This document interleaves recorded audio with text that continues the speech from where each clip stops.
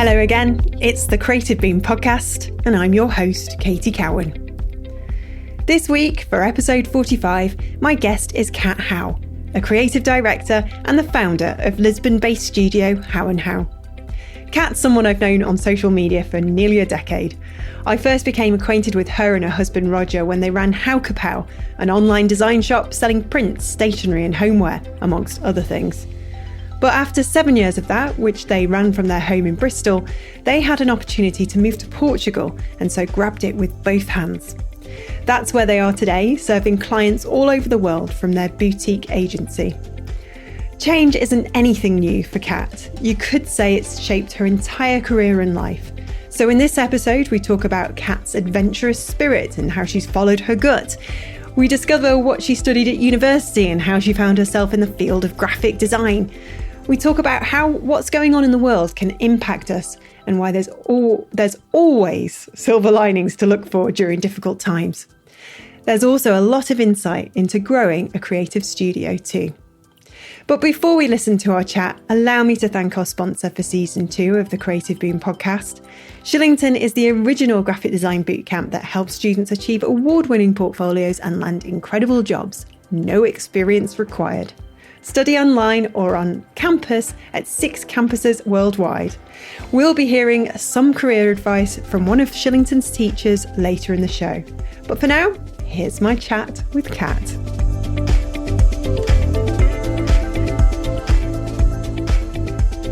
Hi Kat, it's lovely to see you.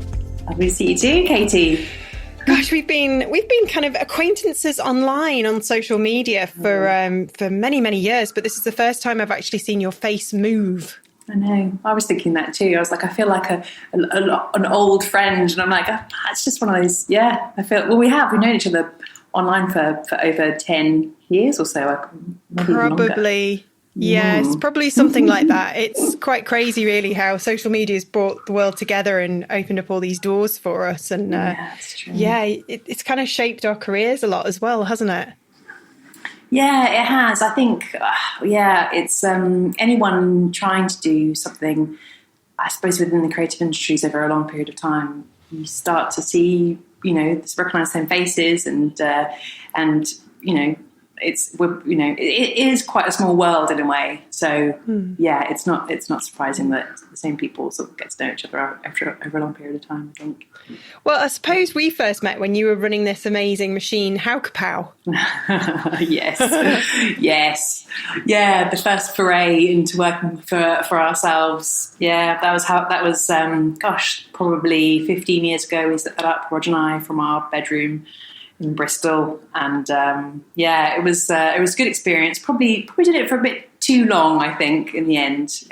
Now I look back and I'm like, I wish we'd just gotten into what we're doing now earlier. But then I suppose you can always say that about stuff in life. You pick up stuff you don't even realise you're learning, and it will come back and help you another time, another life down the line, I reckon. Yeah, but I think that's the benefit of hindsight, isn't it? And when I look at your career and what you've done, you actually, I don't feel like you are shy of change at all. In fact, it's a career and life of change, if I'm allowed to say. Yeah, no, totally. I think Roger and I have always had a constant, which is the two of us wanting to just do something together. So that's always been our North Star. And in a way, that's helped us to be able to flex into different things and, take leaps perhaps a lot more easily, which we probably, I'd like to think that I would have done all this stuff anyway if I hadn't been with him, but it certainly is nice to have a partner along the way who can share experiences with you. And so, we've just evolved and constantly just trying to, we're always thinking about the next thing. The next adventure. Yes. How did you two meet? Oh, we met at Bristol University when we were students in the first year, and I remember thinking that Rog was, I thought he was a bit annoying, actually. I met him at a party, and I think he asked for some tobacco or something, right? And it's the wrong sort of tobacco I had. Don't smoke now, by the way. Just a caveat, yes. My mum's listening. And so, but then he was a mutual friend, and I think I probably did quite like him. And then we had this random bumping into each other on the street outside of our where we were studying on Woodland Road in Bristol, and went to the pub, and I dragged my flatmate at the time, and she was just a total spare part, poor thing. And then and then we've probably not spent longer than a week apart ever since, and that was about 20 years ago now. Oh, that's lovely. I've got a very similar relationship, and it's pretty special when you've been able to find someone like that. So did you grow up in Bristol, or?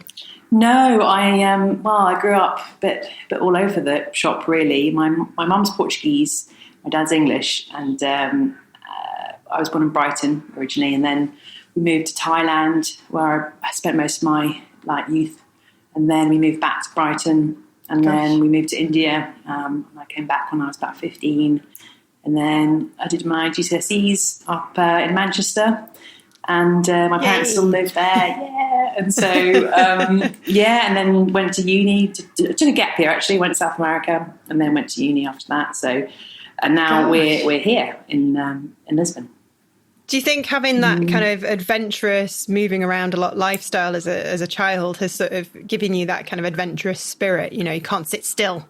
Yeah, it's true. It's a blessing and a bit of a curse as well, because in many ways you know that there's all this stuff out there, but it also, I have lots of cousins here in Portugal, and they haven't even left. They haven't left the city. My family originally from Porto, and they're very content. And I sometimes do envy a bit of that, just being happy with what you've got. But then in another way,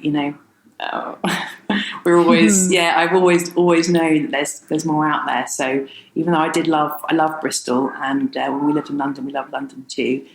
It just felt like, a bit more. Did Roger have a similar kind of childhood, or? Yeah, his parents are Australian, and he grew up in France, and so also had that little bug, I suppose. And so it was a lot easier for us to make the move a few years ago, because we always spoke about it and we were talking about it for a long time. So I think that helped as well. Yeah, sure. Because you went. So let's go back to your university days at Bristol. Yes. What did you study there? Was it English? English lit. Yeah. I love reading books, and my dad was like, "Kat, you should just go to university and do something proper." And I really wanted to do fine art actually, but no, I was like, no, it's right. He was like, you can always do art in your spare time, which obviously I didn't. I went to the pub in my spare time with my mates, I went to. Read English, and it was quite cool. The course was really good. We didn't have any exams, so it was all just like reading, a Shakespeare book a week, which I was trying to cram in. But it's funny because I didn't. Yeah, I was always trying to put in a bit of art into my essays, and so yes, although I loved it, and I loved words, and then I went on to be I wrote as a journalist for a few years afterwards. It was very two-dimensional for me. I felt like I still needed that little design or art thing. Yeah, because that was going to be my next question, because you were a journalist for a little while, and then you moved to Australia, and then you kind of retrained in graphic design over there, didn't you? Yes, yeah. Looking back at it now, it was a bit of learnt some basic Photoshop, did some, and then basically learnt the hard way. Started out at a studio in Melbourne after about a year of doing a course in Melbourne at a design school, but it wasn't a very well-known one. I actually can't even, La Trobe, I think it was called. And then just cut my teeth at this agency, and I really crashed and burned the first few months. Some terrible printing errors, losing files. My creative director was like, "Oh my god!" But I won. We've all been there. Yeah, exactly. So I was just like, I remember having these horrible feelings, and when we have new staff start now, like I always remember that feeling of just feeling like, oh my god, I'm trying to make them feel a bit calm, because I remember what it was like. But I had a few good. Lucky breaks, I suppose. We had we're doing this gene project and I had to like sculpt these sculptures out of jeans, and I made a crocodile and a palm tree, and by some fluke I managed to pull it off, and they were quite successful. So I think I sort of snuck in that, and by that time, after about a year, I was really a bit more proficient in the Photoshop and Illustrator and all that. So I was sort of then clawed my way back up. Which is cool. Yeah, very cool. And you have to often find your way like that. But what was the thing that got you into sort of graphic design? Why did you sort of go down that route? Well, I felt like it was a commercial art, which I don't think is a bad thing. I think we were always told, I don't know, but certainly in Portugal there was this idea that commercial art wasn't very good. And even at uni there was, I don't know, I mean, we were always being, at uni, I mean, at St Martin's, we were always being told that being commercial wasn't necessarily great. We had to find our own practice and our own style. And I get that, but I also think that at the end of the day, you have to make money. And so I like the idea of being able to use design to create, for purpose, and to create things that people needed and could relate to as well. So that for me really resonated, and just the fact that you can also use words and typography and that also was something that was really interesting. Yeah, that's great to hear, because there'll be a lot of people who come out of university with a similar sort of degree and, maybe perhaps in fine art, maybe not English literature, and they kind of suddenly have that awful realization, oh gosh, how am I going to make money? Because sure.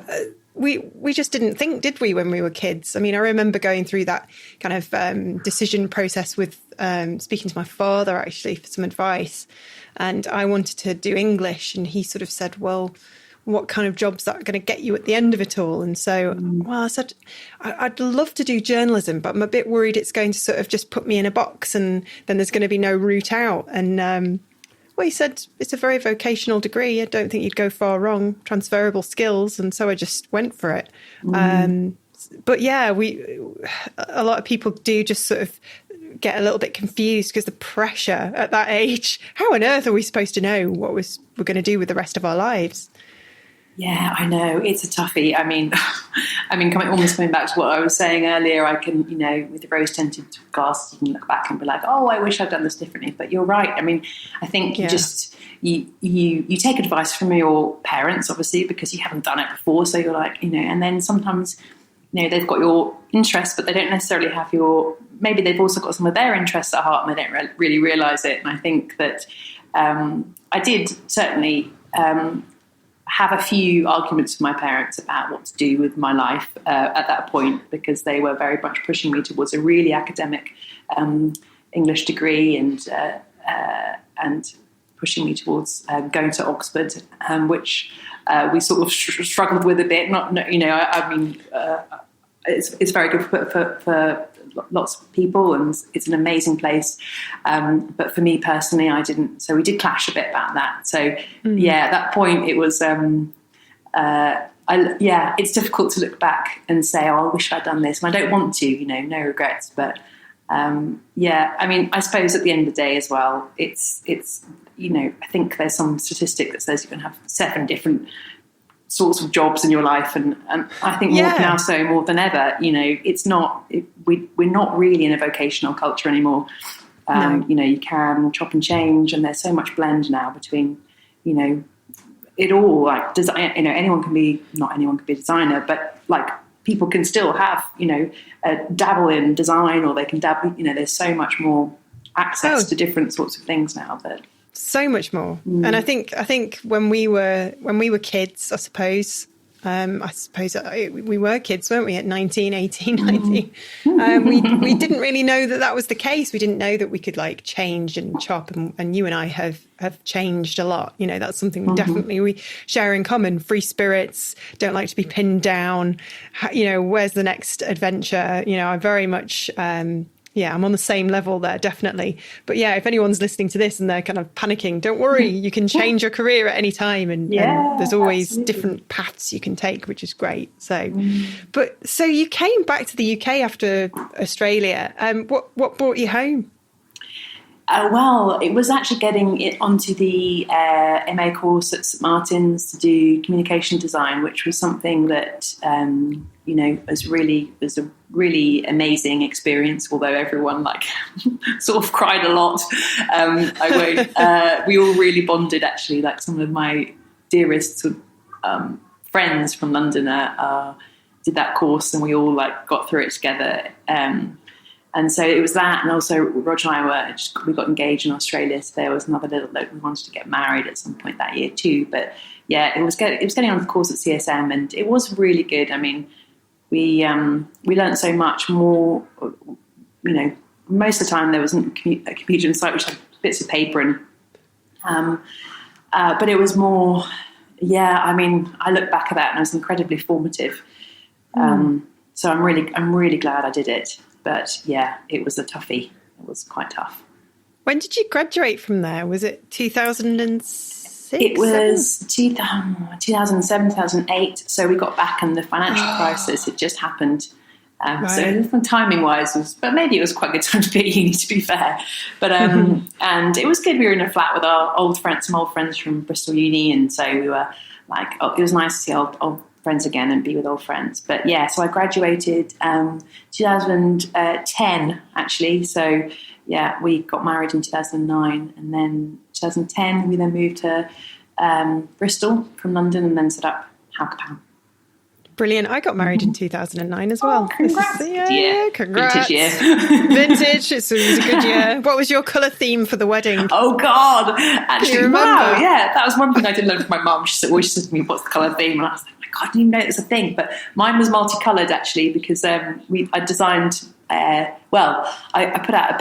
put a poster up at college to design my wedding dress, because I thought a student would be from the fashion school would take it up, and I had a few. I mean, I had this amazing design. One of them didn't go for it in the end, of this star silver tutu, but in the end, one of the tutors from the fashion school designed it and constructed it.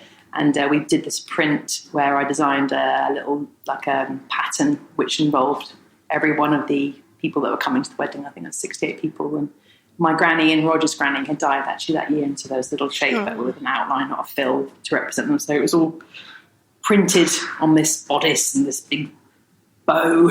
This doesn't surprise me at all. Yeah. It's now any opportunity to be creative. Oh, covered in red wine. Oh yeah, no. I saw it the other day. I was like, oh my God, yikes. Must have been a good day. It was. We had two weddings actually, one in Bath and then one in Porto. For my Portuguese fam, so. Oh, fabulous. So, how did that that kind of, graduating just in the sort of aftermath of that global recession, was kind of when I started Creative Boom, actually. How did it sort of, fare for you? Do you think that the tough climate at the time kind of shaped how you are, your entrepreneurial spirit, or do you think it just kind of that was already there and the recession just sort of added a bit of flame to it? Well, it certainly, that's a really good question, because I think in a way it made us feel like we could, probably setting up our own business was a really good thing to do, because we were like, well, there might not be much else out there, so let's just do what we've got to do. Let's move to Bristol. And there wasn't much going on. There was hardly any work in Bristol at all. So we were like, okay, let's try it. And Rog had also started.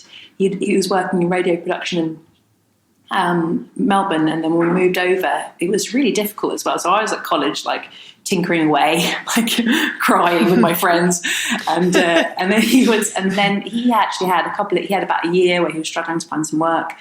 And then he managed to start getting a few little jobs, then managed to get some work in BBC, which then turned into more full-time stuff.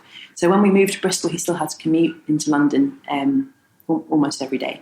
And sometimes just for a 15-minute meeting. It was before Zoom. It seems really crazy now to think that, but it was before all of that. I don't know that it was much of a thing. So you sort of had to physically be at places and stuff. Yeah. So yeah, we definitely had the lifeline of London still for about a year, but it was a lot easier for us to feel like we should just do it, because there wasn't much else going on.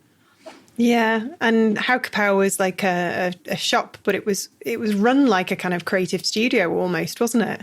Yeah, totally. Yeah, I think looking back at it now, that was it. We'd style the shoots for the Instagram as if we were doing a little photo shoot and cutting bits of paper out and spending ages, making sure the pictures were nice and polished and white and I suppose it was the beginning of it, and then we I love colourful stuff, but then got to a point. I had our second kid, and it was just this big storeroom of boxes, and I just got a bit like, it's just loads of stuff.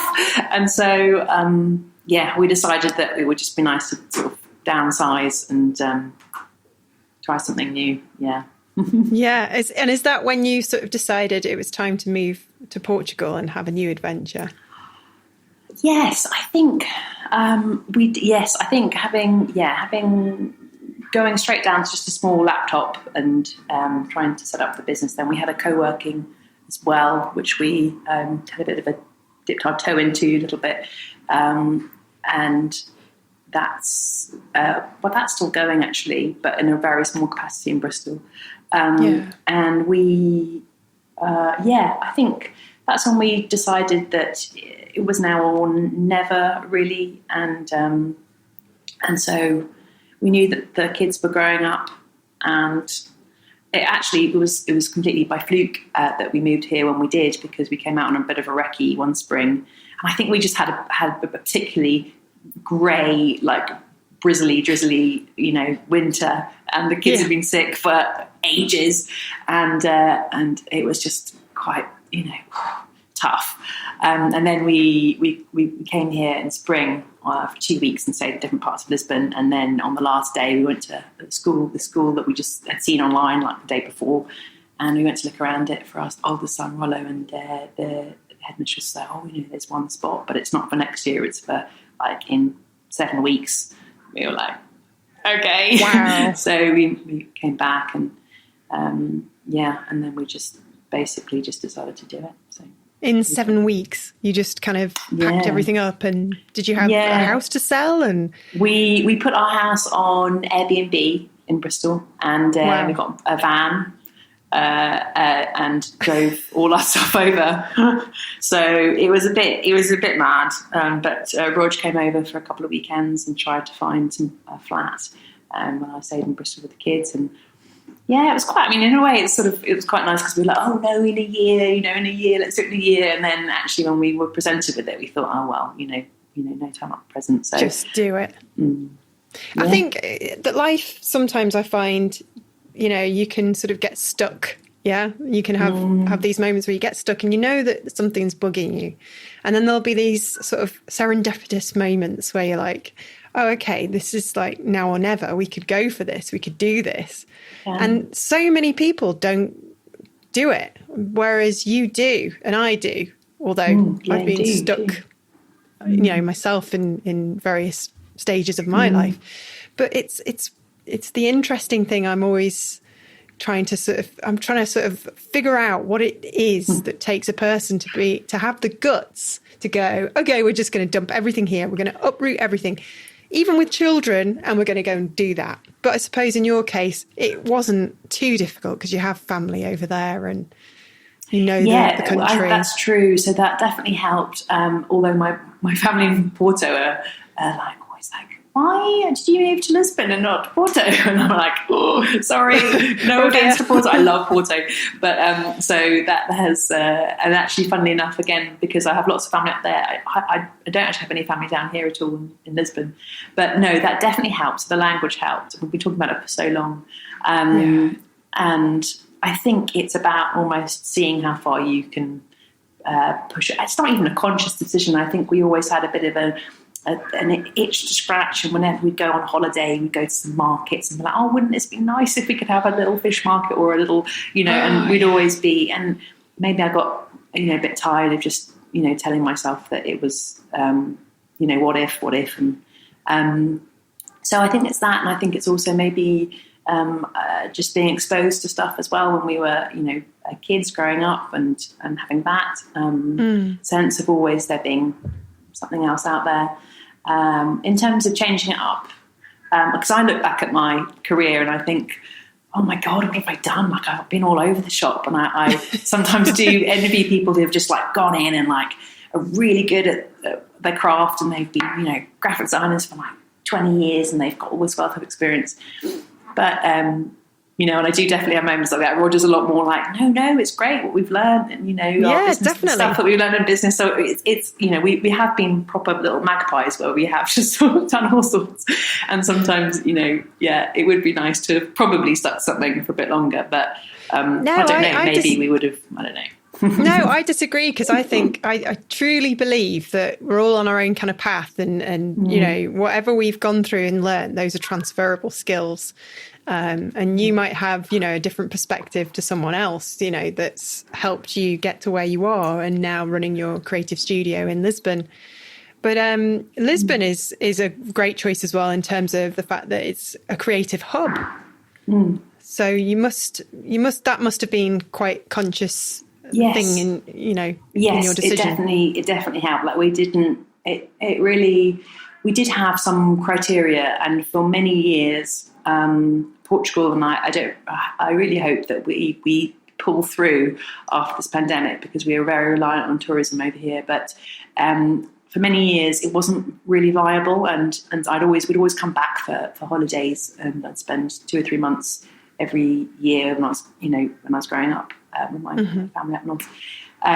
But it wasn't, you know, there were great deals to be had of like these beautiful houses going for nothing, like right on the riverfront and all this stuff. But it just wasn't, there was no way of making our business viable over here, because we couldn't work remotely or whatever. And so when we moved, which is probably about 2.5 years ago now, 3 years ago, it was just at a point where Portugal, Lisbon in particular, we've got a good mayor. He's very good at marketing Lisbon, and we had a few good things happen to us. We had this thing called Web Summit, which happens every year, and was online last year. And it's a massive melting pot of all these tech companies, and it's quite exciting. And I mean, it's Lisbon itself is just so beautiful. The creative industries here, there's lots of really good little studios, and there isn't, obviously it's not as well established at all like London, for example, but there is a lot of creativity around in general, and there's lots of inspiration to be found, even just in old tiles and different sort of, you know, things that are just actually just stuck in the past because they haven't changed, you know, for like 50 years. And, you know, you go to the hairdresser and you're like, oh my God, wow, that's really cool how they've just painted like typography out of like this mechanics, and he's written his whole name out of like little like tubes, but on tiles. It looks, I'll take a photo, I'll send it to you. It's amazing. Oh, great. So stuff like that is inspiring as well. So, and you know, with the sun and the colours of the houses. And stop it now. Stop it. Right, I've had enough. That's it, I'm off. Come and visit. No, I mean, actually, Manchester for the last week hasn't been too bad. I can smell spring in the air, and my office is in the attic at home, and I keep popping my head out the window like a lunatic, just sort of like looking back and forth. And sometimes I'll just lean out there and just breathe the air in and smile. But Manchester as well has got such a great scene, and you know, I think it's the unexpected places. Obviously, London is great, but there are, you know, these pockets of creativity everywhere, which if you can tap into that, and if you've got other ways of finding inspiration as well as, then you know, definitely. When did you move then? Did you move before the Brexit was announced? We moved after, actually, okay. And that was one of the reasons as well why we decided to sell How Kapow, because we knew that like overnight, basically 20% of our profit margin has just been wiped off. So we knew that it was going to be really difficult for us to import. I mean, and did sell overseas. So when that happened, we were like, oh gosh, I don't know if this business is going to be viable. So we knew it was probably best to move on to something else. So in a weird way, it was like, you know, a real push as well. So that was an external force, I suppose. So coming back to what you were saying about what is it? Maybe it's being sensitive to external forces which are outside of our control. Or you know, I obviously voted, but I voted to remain because I believe in that, but So I know that there are other external forces, and so everyone has their own vote and their own opinion. And for us, when that happened, we were like, okay, well, if that's going to be the case, let's just see what we can do and see if we can try and then mitigate our own issues that are going to arise in our business and work around that. Which is why, we decided to come over here. So to go for it, and I was trying to buy some lovely products from somewhere in Denmark yesterday, and I'd put all the stuff in the trolley, and I was really excited because there was this beautiful vase made from a local designer, really treating myself to a few little things. And then I got to check out and it said, sorry, not currently delivering to the UK. And I was like, God damn it. I know. It's not fair. I know. All these amazing people. Yes, but similarly from my end as well, I got designed, like jewellers, like I was trying to get something from Wolf of Moon the other day, and I love her stuff, and I've been buying her stuff for years, and it just wasn't like I needed to send something back to get fixed, and then we went to the post office and there was like forms we had to fill out online before, and I was like, oh my God, is it worth it? I'm just going to wear them broken now because I don't really I can't. And so hopefully it will get sorted, but it's the same on this end. We're all here at work. People are like, oh, I wish we could still anyway. So hopefully it will get sorted, Sad times, but I suppose we have to just move on. So how did this last year, do you think, compare to the global recession for you? Was it worse, or was it, dare I say, better? This year was it's better, I think, because we had an established. We were quite fortunate because our little agency is still very small, and so we didn't have lots of expenses. We didn't have loads of staff, so we managed to retain everyone we had.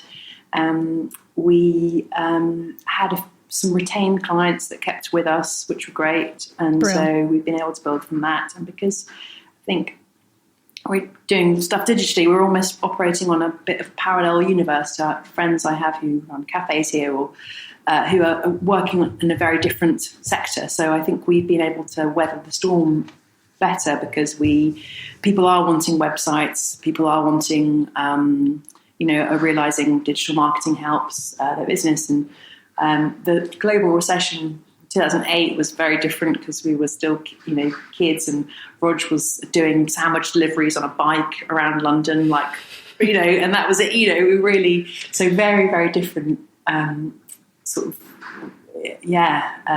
way of seeing things. But if we'd probably been a bit older as an agency, it would have hurt a bit more because I don't know, we would have had to probably let some people go, but we were just, we managed to, get through that. So I suppose we're always searching for silver linings when these difficult things happen. And in this case, for the creative industries, one silver lining might be that the pandemic has accelerated on the acceptance that you don't have to have those meetings in person, that you can sort of actually maybe start to think about the environment and do a video call instead and save money and time. Totally. And exactly. And I know that there are repercussions from that as well.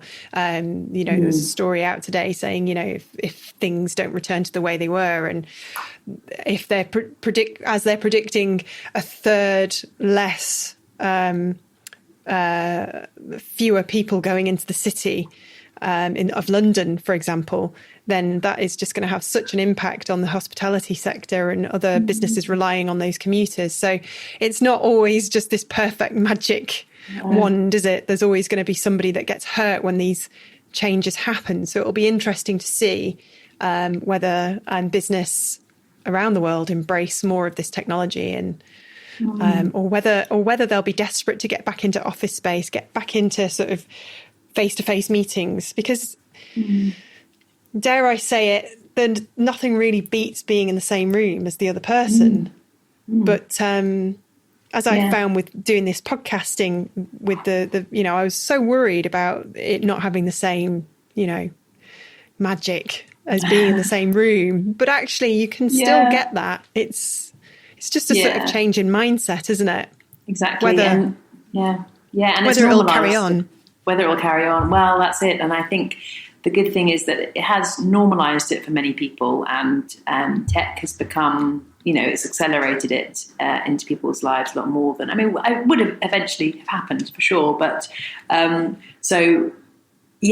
people are more used to, speaking face to face like this and being, and that's, I don't think that will ever go away. And for us, it's helped with clients because we do work with people around the world, and it has become, it's great that it has normalised client meetings. Because before we were having to come over to London every month or so, which was insane, really, looking back at it. Yeah. Now.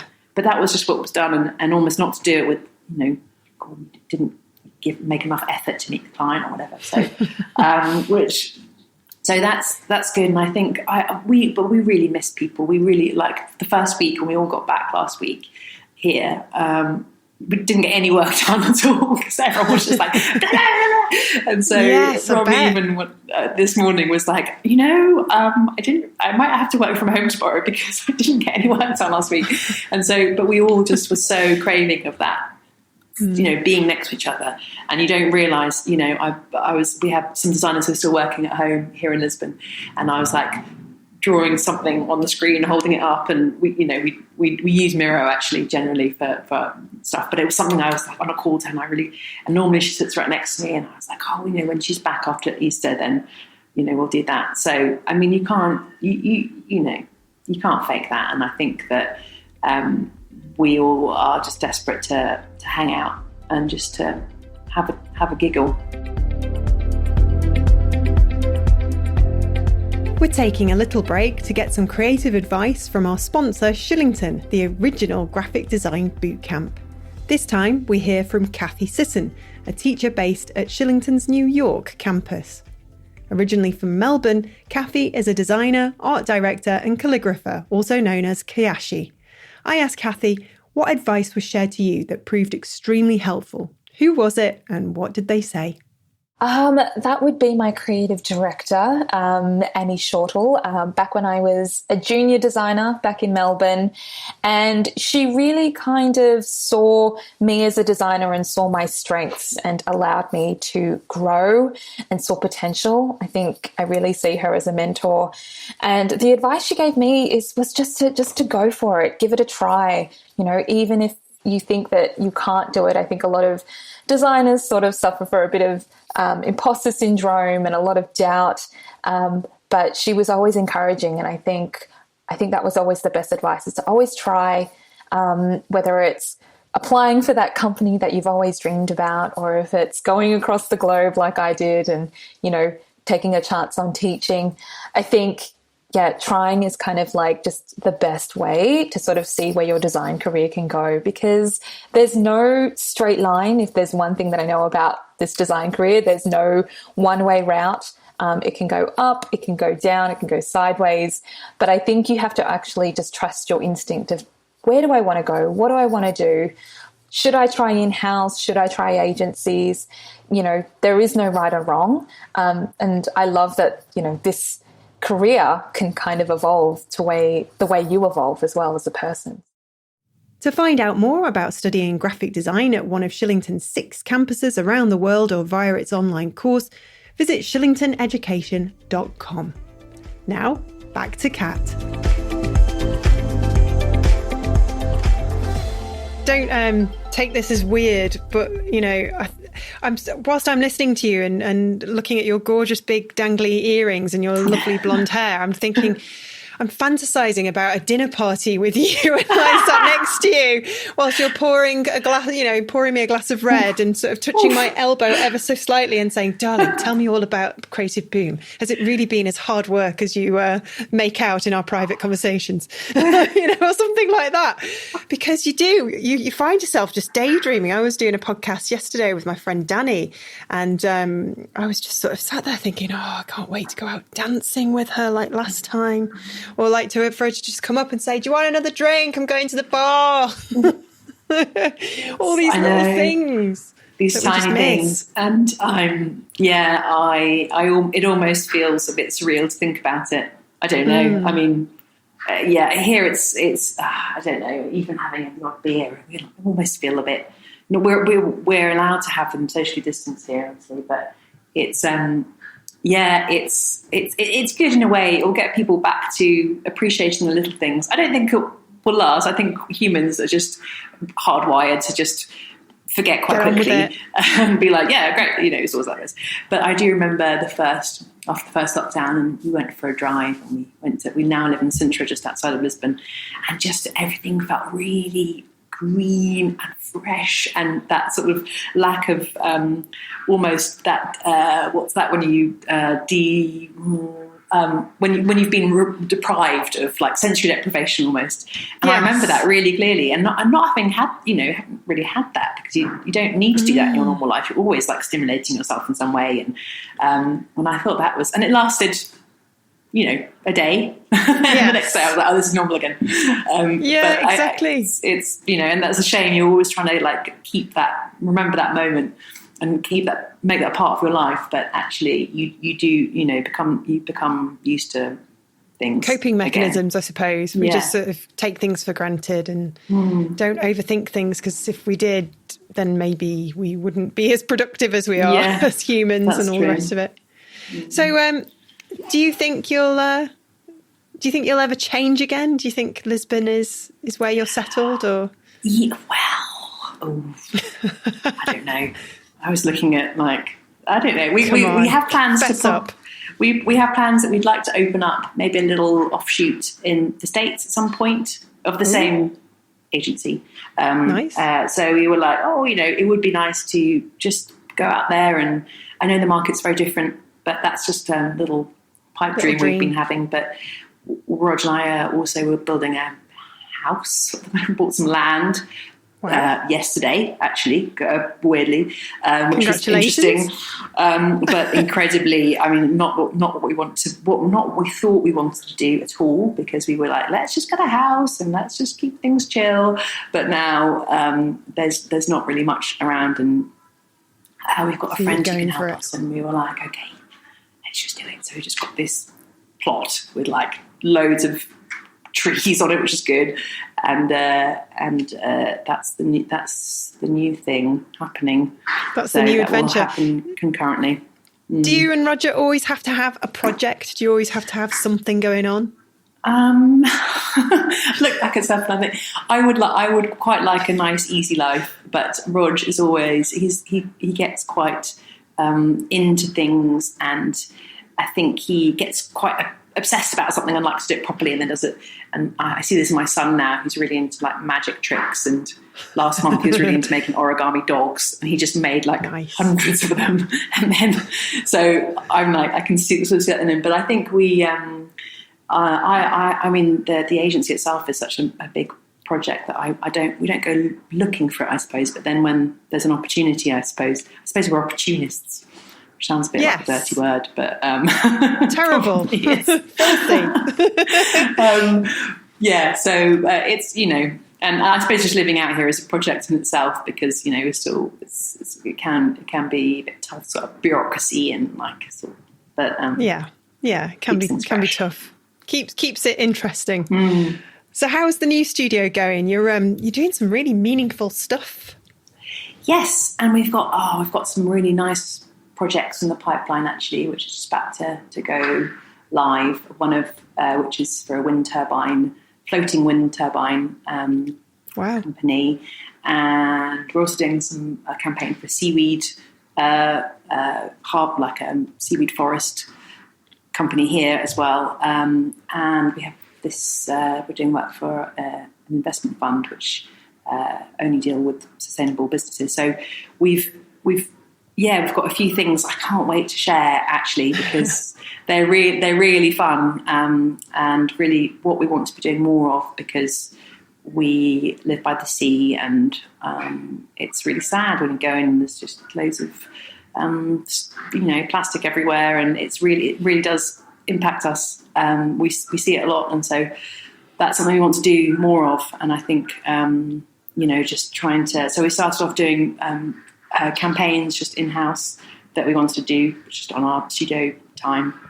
Did a plastic one just because I saw an article about how much plastic we consume. It was a bit sensationalist, the article. Well, it wasn't really, but the statistic was that you eat like a plastic credit card size bit of plastic every week or something. Yeah. And I was like, what? Is that real? Is that true? And then when you collectively add it all together, but I thought it was quite a visual. It was so visual. It was really, really stuck with me. So we just spun out a project from that, and then people noticed that, and then we've been from another thing I did with another designer. We did this thing about car tire plastic, and then off the back of that, we've had other. So it was something we wanted to do anyway, and then that's now led to the work we now want to do, which was it wasn't actually it wasn't planned that way, but it was more again something we wanted to do, and then it just sort of has worked. And now you're sort of working with these more kind of, sustainable brands and really sort of thinking about, adding meaning. That must be kind of, really satisfying to see your work help make a difference in the world. Yeah, I think, it is really satisfying. It's really, the car tyre plastic one was one particularly that's satisfying because it was just me and another designer, an amazing guy called Christian, who was just such a total dude. And we worked really well together, and it was something that a lot of people said afterwards was they didn't know about car tyres and about the pollution that comes off of them, and then we collaborated with the Tyre Collective, who are this group of students at Imperial and Royal College, and they're developing this amazing contraption to go on the back of car or wheels that collect the particles, and so it was a really nice, symbiotic, project that we did where we all helped each other, and that was good because a lot of people don't really know about it. It's not really something that's spoken about much at the moment, and so just raising that awareness was really cool. Brilliant. Yeah. Just going back to when we were talking about opening up a creative studio in Lisbon, and were you and Roger, obviously you had lots of contacts and friends in the city, Bristol and London probably, but were you worried that people wouldn't want to necessarily work with you if you were based out in Portugal? And do you feel like that has actually, you sort of got there at the right moment when that kind of thinking was starting to change, and that, where you were didn't really matter? Yeah, I mean, to be fair, the first bit, when we started the agency, we started with another director, lovely guy called Neil, who, bless him, when we told him that we were moving to Portugal within 7 weeks, he was like, he took it really well. But he stayed in Bristol, and we moved over there. And a lot of people are like, oh yeah, just moved to Bristol. Moving to Bristol. I'm saying moving to Lisbon. Just going to hang out on the beach. And we were like, no, we do think it's viable. But the first year was really tough. It wasn't, Roger had a car accident. He with kids in the back of the car, and that was a bit difficult. Scary. And then the business, because we were, it struggled. We hadn't really set the agency was only a few months old, actually. It was only 4 or 5 months old at that point maybe about 9 months old at that point when we moved, because we'd planned to stay another year and establish it in England and then move over. But because we did it so quickly, it was still a little bit it struggled. We didn't have a good system for getting new clients in. We were still in half of our head was still in the co-working, so we were still trying to make that happen. It was all over the shop, to be fair. It was just, and poor Neil struggled, and then it got to a point where he was actually, I feel like I'm working in a startup, which essentially it was, and he was like, he just needed an easy life as well, and he went and got a job at another agency in Bristol. And so we were like, fair dues. Fair dues. Yeah, definitely. And so we were like, okay, let's just... So Neil left, a couple of years ago. Well, in November, I think it was. And then November last year. Oh, God, was it maybe 2 years ago now? Anyway, but and so that was sad. It was sad, but in a way, it was quite difficult to do it from both places. And just like we were saying before, being able to have times when you can all sit down and have a meeting. And he did come over the first month that we were here, and we had a really nice time. We sort of went out and it was really cool. But we couldn't keep on going and coming back to Bristol, and So I think we've realised that having directors in one place really really helps. And then we had some good luck as well. We had some really great designers move, and we started working with some new designers that move over to Lisbon.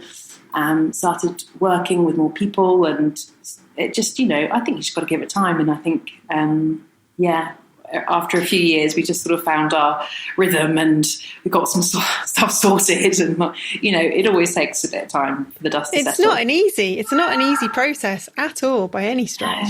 And it's tricky because essentially, like with How Kapow, I was buying and selling products, but with this, you've got to work out people's strengths and designers' strengths and weaknesses, and it's almost like you've got to curate the right team and make sure that people are, have got the right, also feel comfortable doing what they're doing, and making sure that you're not asking them too much, but that they've also, and that takes time, finding the right people as well who, and it's a different sort of, building a team is a lot harder than obviously. It really is.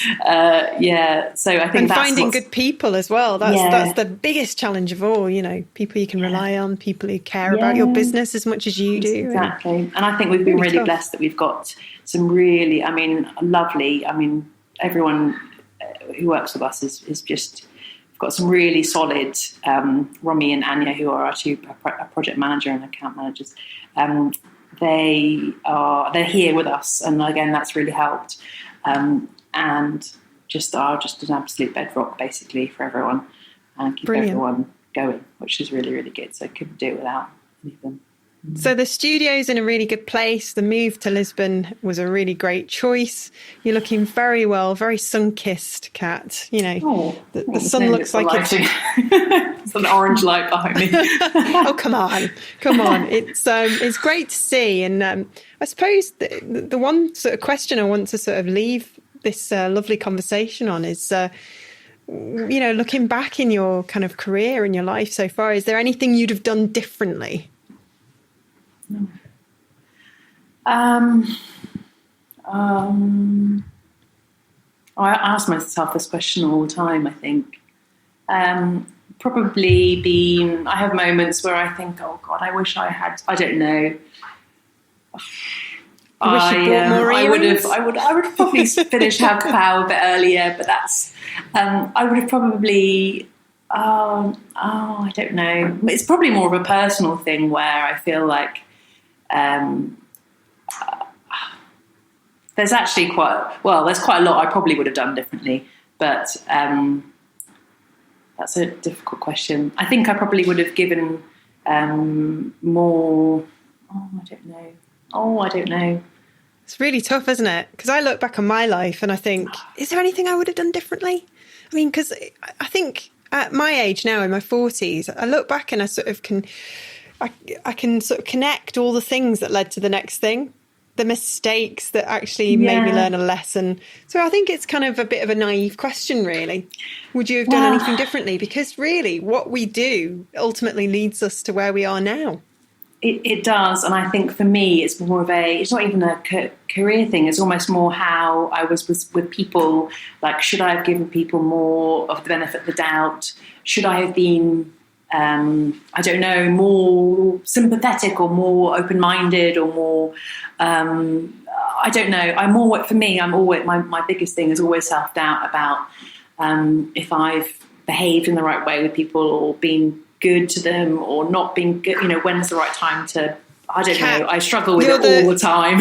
Yeah, because you're a really nice person, and unfortunately you're running a business, and sometimes you have to make really difficult decisions that involve other human beings, and it's horrible because you care, but you have to sort of remove that emotion out of it and do what's right for the business. Yes. That for me was probably the most challenging thing of growing a PR agency. Yeah. It was just horrendous. I remember the first time I had to make somebody redundant, and afterwards I just cried. It was just the most horrendous thing.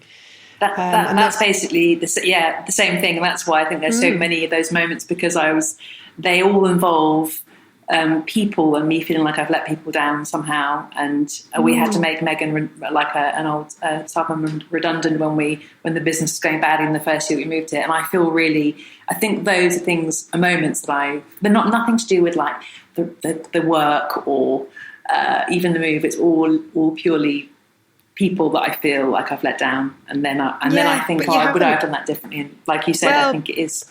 They wouldn't have had that opportunity in the first place. And at the end of the day, you know, the sad thing is until everybody has been in that kind of situation themselves, running a business and being a boss, then, you know, I suppose they just couldn't possibly know. So I would, definitely not worry about that. Interesting. Really good question. But that's it. And then, you know, hopefully you try and strive and learn from those moments and try and not get yourself in positions again like that, or try and not, you know, so yeah, famous definitely. last words. Yeah, well, I was one more question. I mean, what kind of things do you feel you've really learned about yourself this last year? Because I've learned so much. I've really come on leaps and bounds. The pandemic has just really forced me to sort of look in the mirror and address some things, you know. Yeah. Similarly, I mean, I think, I don't know, it's been quite, with Rog and I, we've been through quite a lot together, to be fair. And I think with the first bit, trying to do the business with the kids, we learned, you know, there were different lows, I think, towards us trying to have different pillars of stress and worry. And even though it seems great, like even just a few weeks ago, I remember saying to him, I don't know what to worry about next because we have to move out of our house next week. We're buying this land. We don't know if that's going to happen. We were trying to hire a new design director who thankfully we have hired now. Amazing. But that was quite difficult because there's lots of, you know, making the right decision. Kids were homeschooling at the same time and like stuff was slipping through the net. So there's so many pillars. So I think so much going on. Yeah, that I've learned to compartmentalize stress a bit better, which is good. Oh my goodness me! Well, with so much going on, it's amazing. But I don't think you'd have it any other way, Kat. No, probably not. I mean, I definitely wasn't thinking that this time, like a month ago. I was like, what's going on? But no, now, like, you know, the light is, you know, the sun is shining and there is light at the end of the tunnel. And, you know, whenever it's really bleak, just always remember it all, you know, it'll always be better. It'll always be good again as well, you know. So one of the nice things about getting older, you know that no matter what crap is flung at us, we know we're going to come out at the other side smelling of roses. Will be all right. Yeah. Oh, well, thanks so much, Kat. This has been lovely chatting with you. You're welcome. It really has been wonderful, Katie. You're fun to meet you as well, properly. And definitely, you know, let's go for, you know, let's try and have that drink sometime. Glass of wine. Definitely. Yeah. Thanks for listening to the Creative Beam podcast with me, your host, Katie Cowan. If you're enjoying the show, please don't forget to subscribe, or you could also leave us a review. It would all be hugely appreciated. Thanks also to our sponsor Shillington, the original graphic design bootcamp that helps students achieve award-winning portfolios and land incredible jobs. Find out more at shillingtoneducation.com. Join me next time when I'll be chatting to typographic artist and designer Danny Molyneux.